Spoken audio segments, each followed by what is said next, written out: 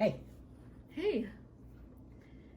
So we've had a multitude of energy sessions. Yes. I would say probably, what would you say, like 5 or 6 dozen. That many? Over, 2 years. Oh, wow. I Yeah. didn't even realize it was that many. It seemed like for a while it was almost like once every week. Right? Over a 2-year period. Okay, so tell us a little bit about that journey and what a session is like and how it has affected your life. So the journey wasn't initially intentional. The journey was initially just a fitness journey, and because I was exercising, I was noticing myself feeling kind of aches and pains. So I discovered you initially as a massage therapist. Yeah. And which, by the way, she's an excellent massage therapist as well. Thank you. But you had mentioned to me the possibility of an energy session. So I'm like, well, I was a little dubious. It wasn't quite my thing. I'm by no means hippy-dippy, and I'm not all that spiritual. But I'm like, you know what? I'm going to keep an open mind, and you seemed really sold on it. Your massage prowess was second to none. So I'm like, okay, let's try it out. I had credibility. You would earn some credibility, and I think worst case scenario, it was going to be one session that wasn't good, and get a massage after, something like that, you know? Okay, so I tried it, and I was blown away. I couldn't believe how much even the first session impacted me. Right. And, my first thoughts were maybe this is psychosomatic, but irrespective of whether or not it was in my head or whether or not it was something I was really experiencing because of energy, interacting with energy, it didn't matter because the result was that I felt fantastic. So I kept coming, and I noticed myself, especially over the last 6 months where we've been very intensively doing energy work. I'm processing a major breakup during a pandemic. I almost lost my business. There was a whole lot of stress going on. And the energy work we've done has helped kind of transform my perspective on things and helped me to grow past a lot of the anger and resentment and sadness I had been feeling. And instead, I'm able to start living more in the moment, more positively. I remember we had a session maybe 3-4 months ago, probably closer to 4 months ago, that I was just letting go of anger. I was just laying there, letting go of anger and forgiving people. Oh yeah, I remember that session. That was significant. And I never experienced anything like that. I've made the mistake over the years of being kind of a grudge holder and being a little bit, not vengeful per se, but... I think when you came in that night, you actually expressed to me how angry you were at your ex-wife's brother. And it was that night during our energy session that you literally felt the anger being pulled out of your body and you could see yourself forgiving him. Yeah, I forgave him, I forgave the other brother, I forgave her father, I forgave her mother, I forgave the whole family. All in one session? All in one session, and more importantly, I forgave my ex-wife. Yeah. And that was really important for me. And it was a huge step. Psychologically, and in my therapy that I'm doing, holding a grudge, holding on to negative emotions, it's not helpful. Now, if we're going to attribute this to synapses and brain chemistry, sure. But energy is a measurable thing. We can actually sense the heat coming off of people. We have cameras that can now see these things, auras, or whatever you want to call them. Energy is not a theory. Energy is real. We are electricity and heat and chemistry at play that we don't fully understand. I want to mention, our energy system is just as complex as our biology. Mm-hmm. We just don't pay attention to it necessarily because you can't see it. Right. It's something that you have to trust and feel.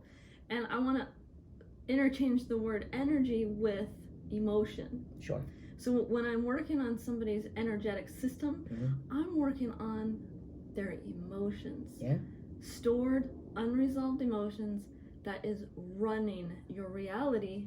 And because it's rooted in a negative emotion, you're creating a negative reality. And to change your outer circumstances, you have to first change your beliefs. And the only way you can change your beliefs is to let go of those negative emotions that you're holding on to. Well, one of the things I was just talking about earlier with you is that I was in a traffic jam recently because as the world has been reopening, so has traffic been resuming in LA. And one of the silver linings of the closure of the pandemic is that I got accustomed to being able to Zoom all over. It turned LA into a small town. And all of a sudden I'm in traffic for the first time in months. Like, I'm grumpy and I'm upset. And then I decided to take a breath and just focus on my breathing and say, okay, you know what? I could absolutely focus on how helpless I feel being trapped in this car. Or I could say, actually, I love my car. I've got my puppy in the driver's seat in the passenger seat next to me. I'm comfortable, and I can listen to a podcast or listen to a song or an audiobook. And that's what I ended up doing. And by the time I got home, I was in a good mood and a little bit bummed to be home because I was in the middle of a story. So so much of life is how we choose to align our perspective. It's our perspective. It's how you look at it. Right. And our perspective is skewed by negative emotions that we're holding on to. Agreed. We're not able to see things for what they really are. Agreed. And what you just explained, you actually had a choice in the matter. Yeah. You could create reality. Absolutely. And when you could redefine your reality. So when you view life through the lens of negative emotions, for example, I'll just give you my situation because it's what I know best right now. I went through a divorce and almost lost my business as a pandemic that was unprecedented. I had no way of dealing with emotionally at that time. Yeah. It was all coming down. I could look at that as the worst year of my life. Or I could say those few months that was really bad were an opportunity for me to take a breath and reset and start shifting my perspectives and start exercising. And you know what? I lost 30 pounds while putting on muscle. And you know what? I had some wonderful experiences. And I turned my business around. My marriage wasn't meant to be turned around. It wasn't turned around. Well, look, I'm going to interrupt right Please. there.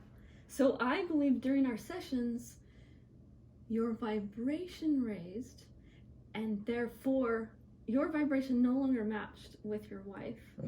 And so it naturally no longer could coalesce and kind of fell away. I think it's a lot more complex than that. There are a lot more nuanced issues between my wife and I. But yeah, I think that was... It could have been a catalyst. What I will say is part of the catalyst was that I was trying to improve myself in whatever ways I could.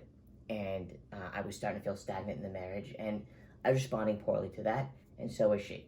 But there were a lot more layers to it than that. But having said that, I do think that...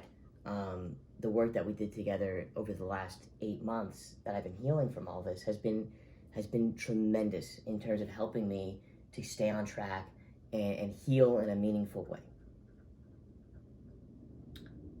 To get through. Okay, so you said heal in a meaningful way. So okay, so look, this is tequila. I'm not drunk by any means. I enjoy nice tequila from time to time. There are ways that I could choose to just kind of binge drink, or I could choose to do lots of drugs. I could choose to okay. So there are a lot of ways that people attempt to numb pain or to circumvent it. Yeah. I chose, especially for those first few months, to just sit in my grief. Just let myself. In Judaism, they have something called sitting Shiva. Yeah. Now, I went way beyond the normal time parameters for sitting Shiva, even when you lose them. But I spent those months, I didn't even have a sip of nice tequila. I didn't smoke any weed. I didn't eat an edible. What you felt. Yes. I just sat in my feelings. And gradually, I worked on accepting my reality and turning it into something positive. Because what choice do we have? I guess we have the choice to be miserable. It certainly didn't seem all that appealing. You had a choice. Sure. If somebody's running on... if their subconscious is running the show, meaning that their negative beliefs are in charge, they don't have a choice in the matter. You did. And sure, it was painful, but you felt what you felt. Yeah. You acknowledged what you were feeling. Yeah. And then it no longer had a hold on you. And then you had the choice to create what you wanted with your life. You're right. And there were times that, especially earlier on in some of our sessions, were devastating. Because you were digging stuff up and circling things around. Devastating only because...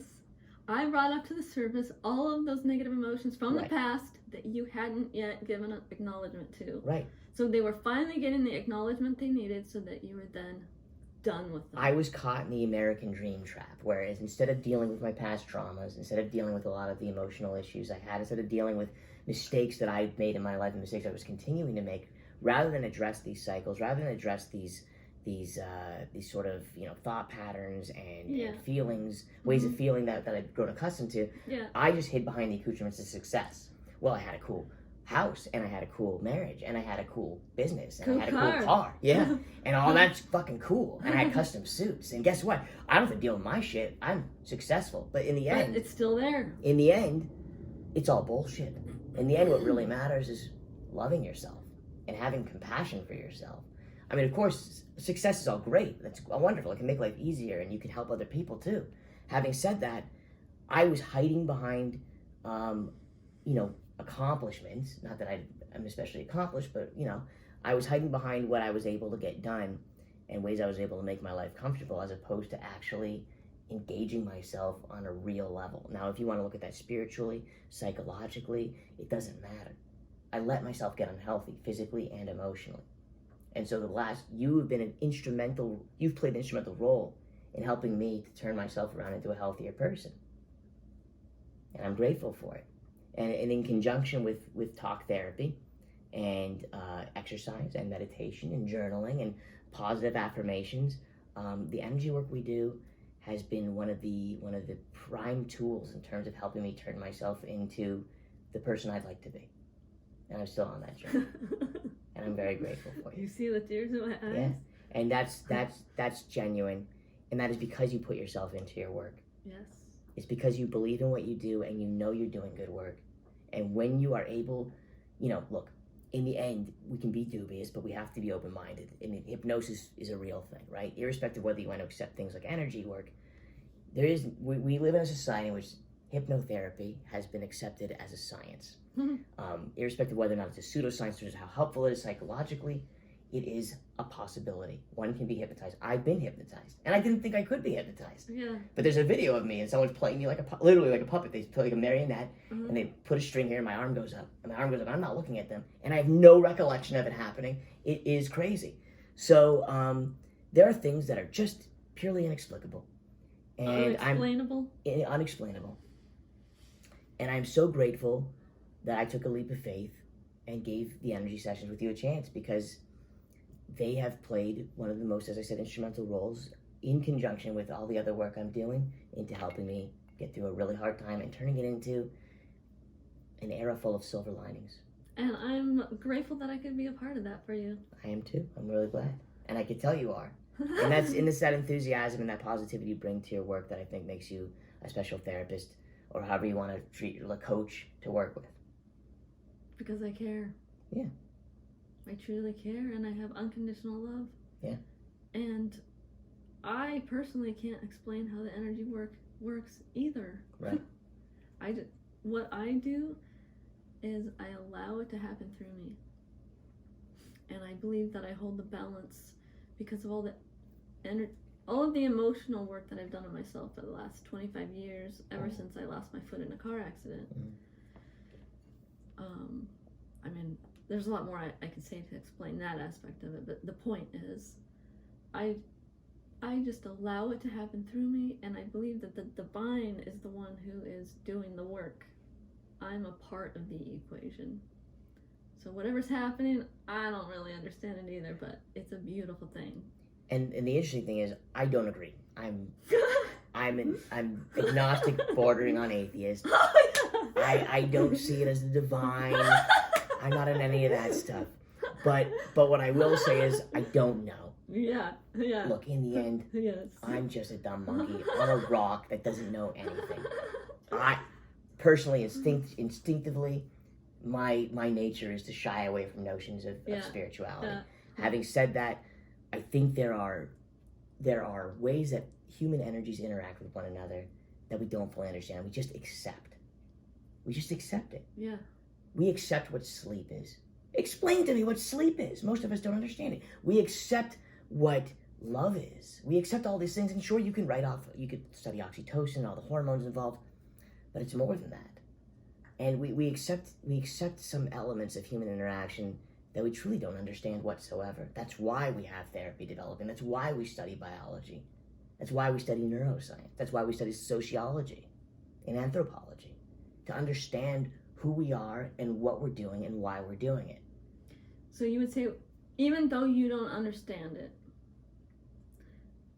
what you do know is what you feel. Yes. And you feel that it has emphatically made a difference in your life. Yes. A demonstrable difference. I mean, you literally can see the change in me physically. I wish maybe we should put a before and after picture. But that's not her work. That's exercise. hours and hours under a bar grunting like a lunatic. So that I don't want you to think she can wave her hands over you and you're gonna get. I'm just working with the emotions. Yeah, but it has helped me stay inspired and motivated to do that work, and that work likewise has helped me with my processing my own emotions and energy. I think it's also. Would you say it's also helped your self-love? Absolutely, it's nice to look in the mirror and like what you see more than what you did before. Yeah, that helps. I do believe that was a part of what occurred during our sessions. I agree. Well, I think the reason I'd let myself get so out of shape was I wasn't feeling that compassion for myself, and I wasn't valuing my health in a meaningful way. So I'm eating crap. I'm eating fast food, and I'm anxiously eating Ben and Jerry's at night, and I'm skipping exercise. Yeah, what we feel determines our actions. Absolutely. But anyway, guys, I'm gonna break the wall here and just say. I understand being skeptical, I understand being dubious, and I understand trying to intellectualize our way around and circumvent certain realities that are unclear to us. And I understand all of that. And in the end, if we're smart, sometimes we just have to say, I don't know. And I can honestly say, I don't know. I don't really know what Marilyn does. And I don't really know how it works or why. But I do know that it has had a profound impact on me. And whether or not that's me delusionally clinging to something, I guess it's possible. It doesn't feel likely. I've never been someone who's prone to delusion, or delusions of grandeur or otherwise. But who knows? You know, I haven't earned your trust. But what I will say is, as one of Marilyn's clients, I'm so grateful and happy that I've done this work.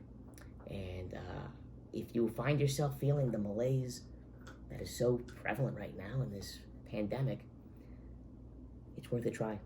And I know it's dangerous. I know it feels scary, especially some of us who are taking COVID more serious than others to want to get energy and body work done. But we have to remember that our mental health is as paramount as our physical health. And if we don't take these risks, what else are we possibly losing in the process? Thank you, Greg. Thank you, Mary.